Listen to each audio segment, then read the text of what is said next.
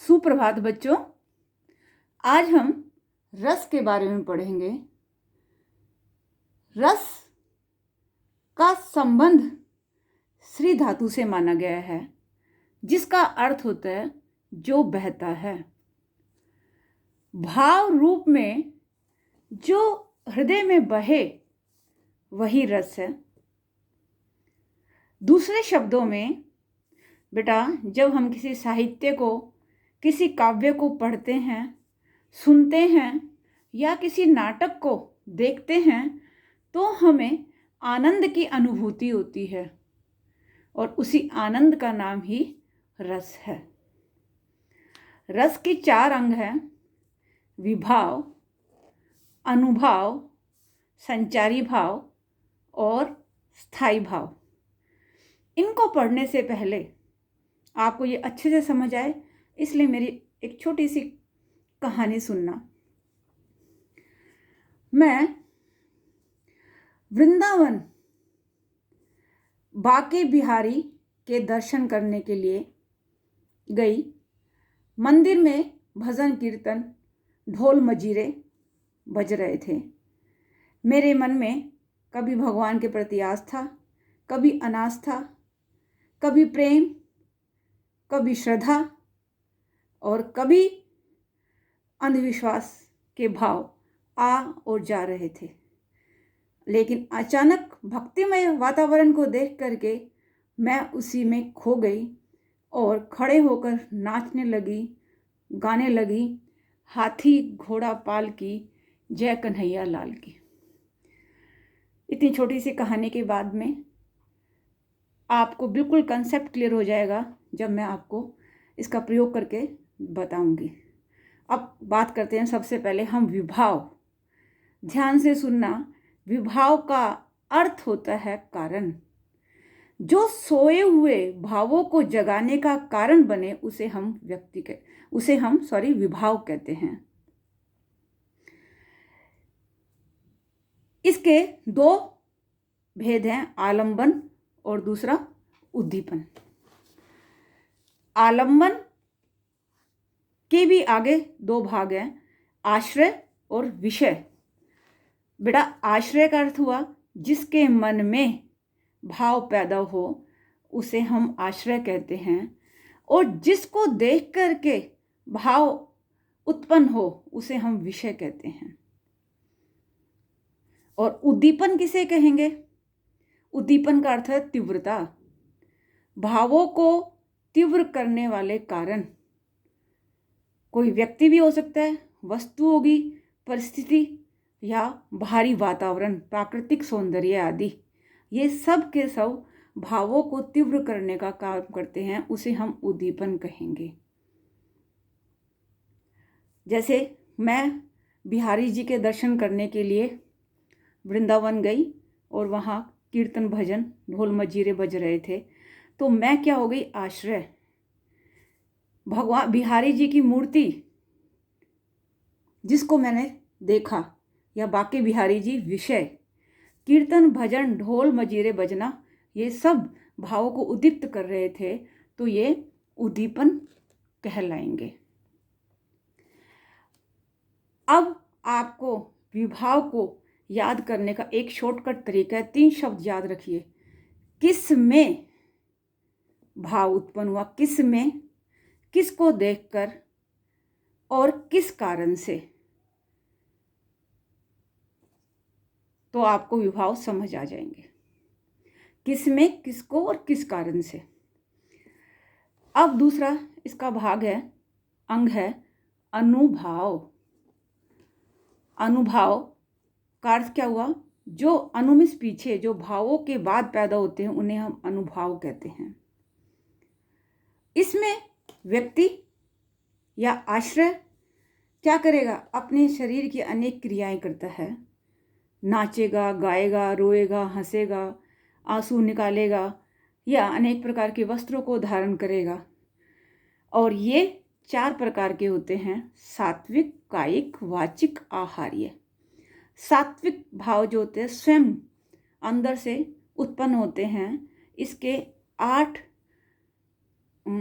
भाग हैं।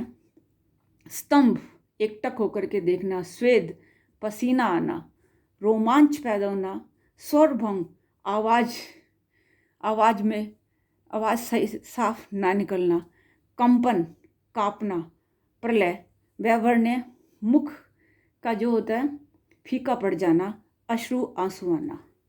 कायिक होता है शरीर के अंगों के द्वारा, जैसे मैं नाचने लगी तो नाचना क्या होगा, कायिक भाव हुआ। वाचिक, वाणी के द्वारा। आहार्य, वस्त्र आदि के द्वारा। तो अनुभाव क्या हुआ, वे गुण व क्रियाएं जिनसे हमें रस का बोध होता है उसे हम अनुभाव कहते हैं। और इसमें जब मैंने आपको कथा सुनाई थी तो मैं अचानक क्या कहा था मैं नाचने लगी और गाने लगी। वो नाचना कायिक अनुभव और गाना वाचिक अनुभव हुआ। अगला देखिए, फिर आता है संचारी भाव। संचारी भाव क्या होते हैं? ये भाव क्षणिक होते हैं और आते जाते रहते हैं। पानी के बुलबुले की तरह हमारे मन में उठते हैं और बैठ जाते हैं, इसलिए हम इन्हें संचारी भाव कहते हैं। और इनकी संख्या बेटा 33 है। इनमें से कुछ के नाम मैं आपको बताऊंगी। असूया, मद, आलस, दैन्य, चिंता, मोह, स्मृति, स्मृति मीन्स याद, लज्जा, व्याधि, वितर्क, मरण, उग्रता आदि।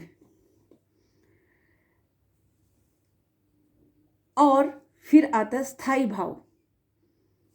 यह प्रधान भाव है और यही रस का आधार होता है। इसी से रस का जन्म होता है। जो भावना स्थिर और सार्वभौम हो उसे हम स्थायी भाव कहते हैं। देखो बेटा, संचारी और स्थायी भाव में थोड़ा सा अंतर होता है। संचारी भाव जो होते हैं क्षणिक होते हैं, लेकिन स्थायी भाव मैंने आपको पहले ही बताया ये रस के आधार हैं और ये जो है हमेशा स्थिर रहते हैं।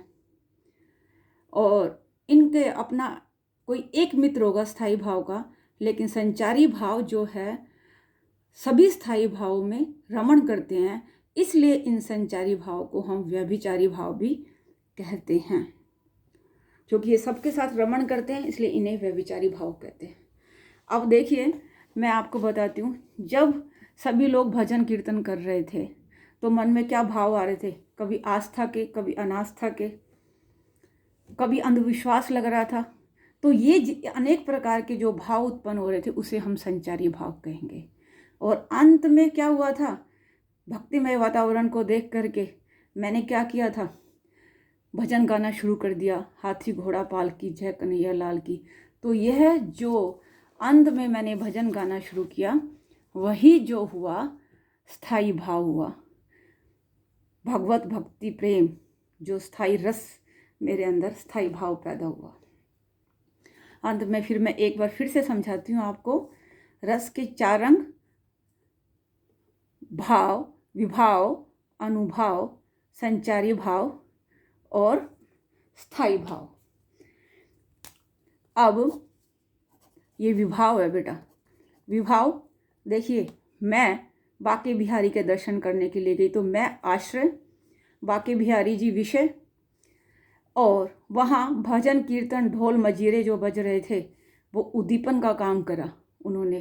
तो ये सब तीनों विभाव का के ही एक पार्ट है। दूसरा, मन में अनेक प्रकार के विचार आ रहे थे जो क्षणिक थे, कभी विश्वास होना, कभी अंधविश्वास होना। ये सब अनेक जो क्षणिक विचार थे उन्हें हम संचारी भाव कहेंगे। और अचानक मेरा नाचना और गीत गाना, भजन गाना, वो अनुभव हुआ। वो मैंने आपको 4 बताए थे, कायिक, वाचिक, सात्विक और आहार्य। और चौथा जो है भक्ति भाव से भजन गाया मैंने, वो स्थायी रस हुआ, स्थायी भाव हुआ, वो भगवत के प्रति प्रेम। और अंत में मैं आपको कहूँगी कि रस की क्या डेफिनेशन होती है, रस की क्या परिभाषा होगी। भाव, विभाव, अनुभाव और संचारी भावों के संयोग से रस की निष्पत्ति होती है। धन्यवाद। आशा है आपको रस के अंग समझ में आए होंगे। अगली वीडियो में मैं आपको रस के अंगों के बारे में, रस के 9 जो अंग है, रस के 9 भेदों के बारे में बताऊंगी।